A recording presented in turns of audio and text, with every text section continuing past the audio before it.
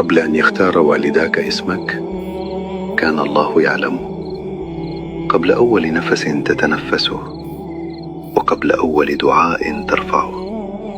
وقبل أول خطأ ترتكبه، بل قبل أن يعرف أحد على هذه الأرض أنك موجود كان الله يعلم بك، يعلم اسمك ورزقك وابتلاءاتك ومخاوفك ودموعك، ويعلم الأشخاص الذين ستحبهم والأشخاص الذين ستفارقهم والدعوات التي سترفعها إليه، وكل لحظة ستقربك منه. تأمل ذلك، أنت لست مجهولا عند الله، ولست منسيا عند الله، ولست مجرد شخص بين مليارات البشر،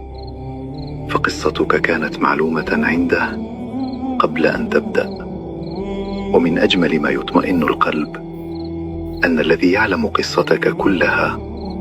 هو نفسه الذي يكتبها، يعلم ما مضى ويعلم ما هو آت، ويعلم كل ابتلاء وكل نعمة وكل لحظة حزن وكل لحظة فرج. لذلك عندما تبدو الحياة غامضة وتشعر أن الطريق غير واضح، تذكر هذا: قبل أن يعرف الناس اسمك كان الله يعلم كل شيء عنك،